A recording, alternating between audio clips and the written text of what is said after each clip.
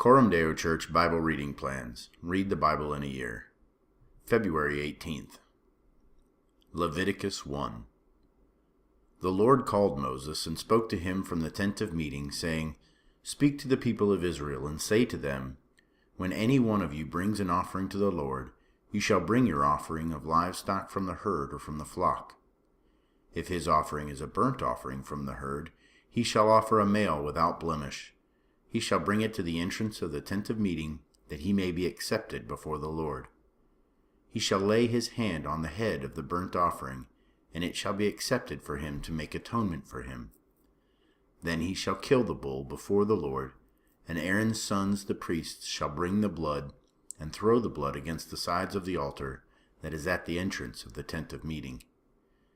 Then he shall flay the burnt offering and cut it into pieces, and the sons of Aaron the priest shall put fire on the altar, and arrange wood on the fire. And Aaron's sons the priests shall arrange the pieces, the head and the fat, on the wood that is on the fire on the altar. But its entrails and its legs he shall wash with water. And the priest shall burn all of it on the altar as a burnt offering, a food offering with a pleasing aroma to the Lord. If his gift for a burnt offering is from the flock, from the sheep or goats, he shall bring a male without blemish, and he shall kill it on the north side of the altar before the Lord. And Aaron's sons the priests shall throw its blood against the sides of the altar. And he shall cut it into pieces, with its head and its fat, and the priest shall arrange them on the wood that is on the fire on the altar. But the entrails and the legs he shall wash with water, and the priest shall offer all of it, and burn it on the altar. It is a burnt offering, a food offering with a pleasing aroma to the Lord. If his offering to the Lord is a burnt offering of birds, then he shall bring his offering of turtle doves or pigeons. And the priest shall bring it to the altar, and wring off its head, and burn it on the altar. Its blood shall be drained out on the side of the altar. He shall remove its crop with its contents, and cast it beside the altar on the east side, in the place for ashes. He shall tear it open by its wings, but shall not sever it completely.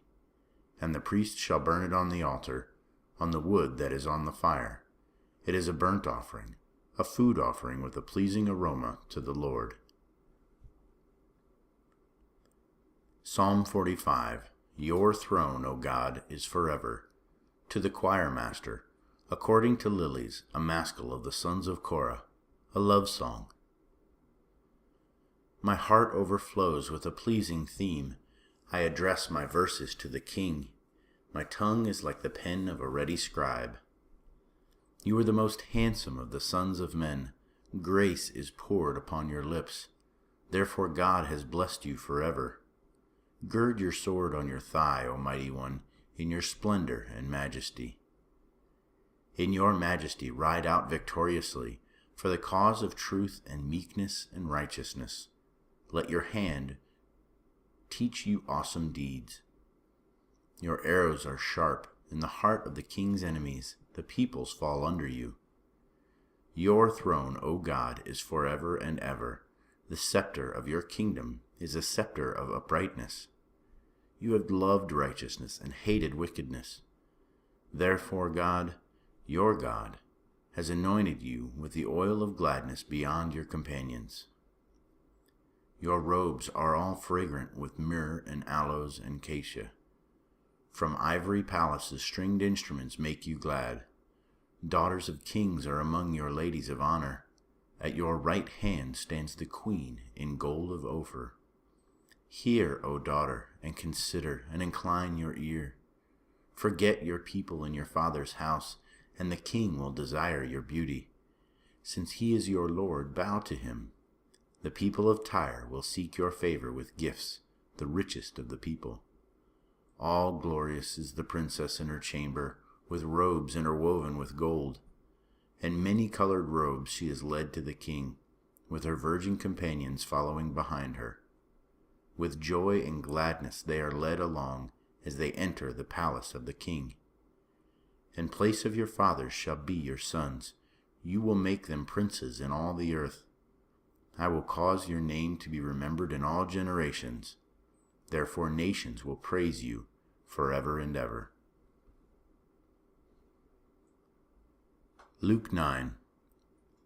And he called the 12 together and gave them power and authority over all demons and to cure diseases.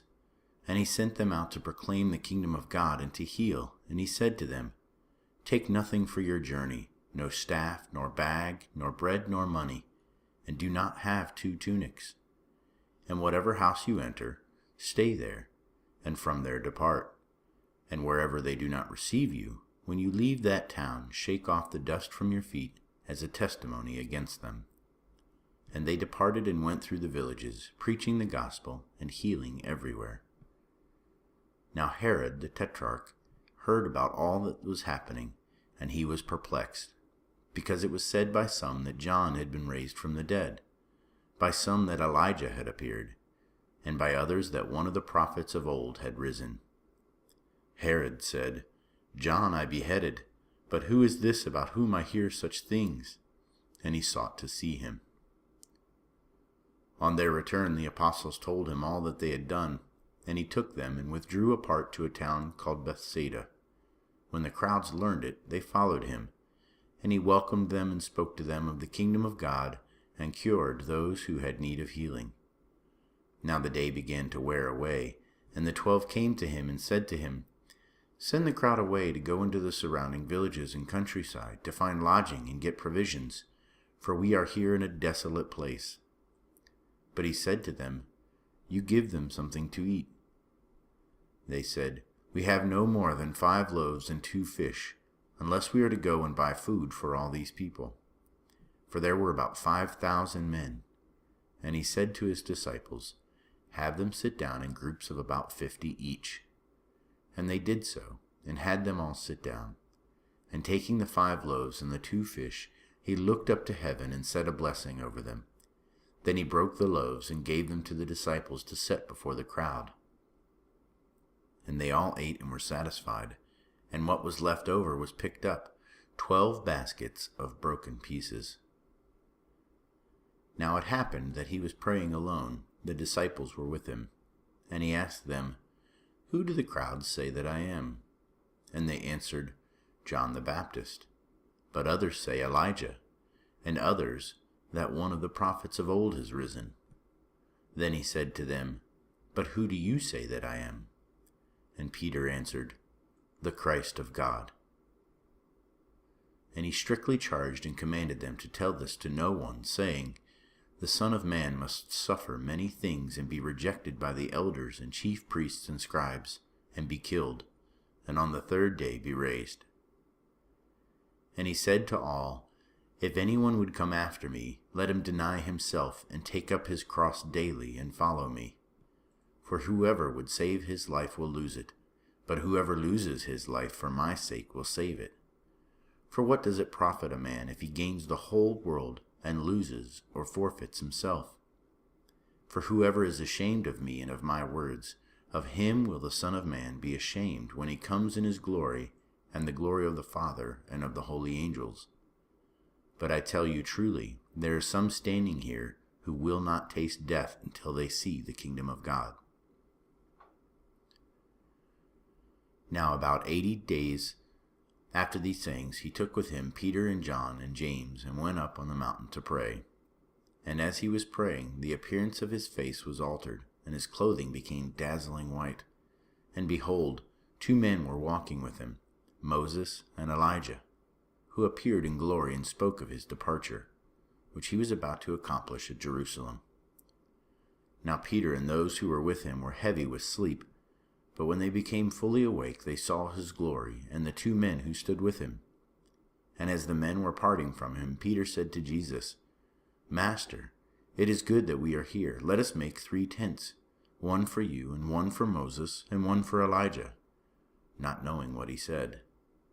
As he was saying these things, a cloud came and overshadowed them, and they were afraid as they entered the cloud.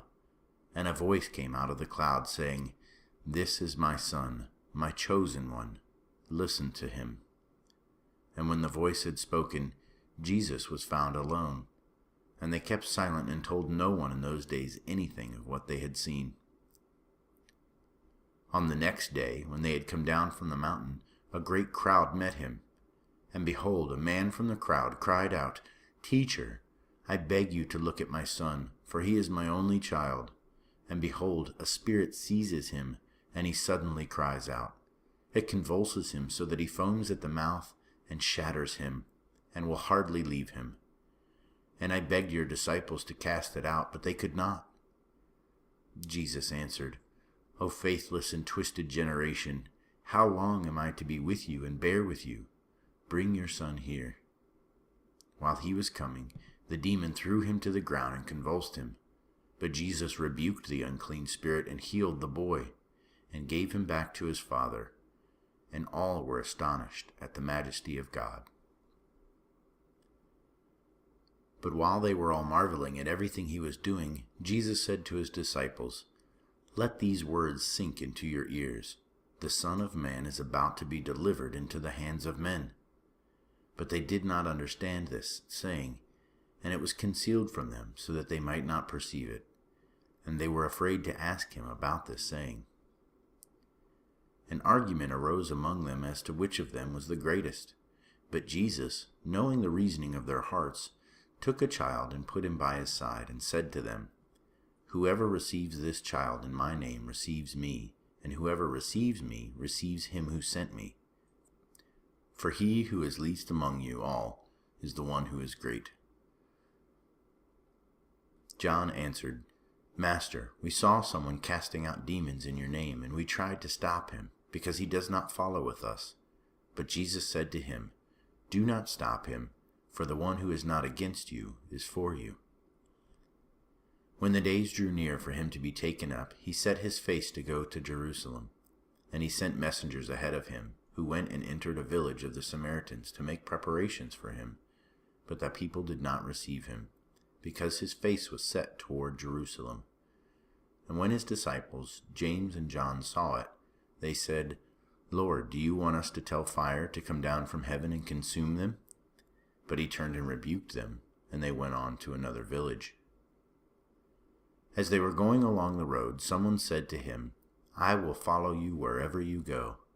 And Jesus said to him, "Foxes have holes, and birds of the air have nests, but the Son of Man has nowhere to lay his head." To another he said, "Follow me." But he said, "Lord, let me first go and bury my father." And Jesus said to him, "Leave the dead to bury their own dead, but as for you, go and proclaim the kingdom of God." Yet another said, "I will follow you, Lord, but let me first say farewell to those at my home."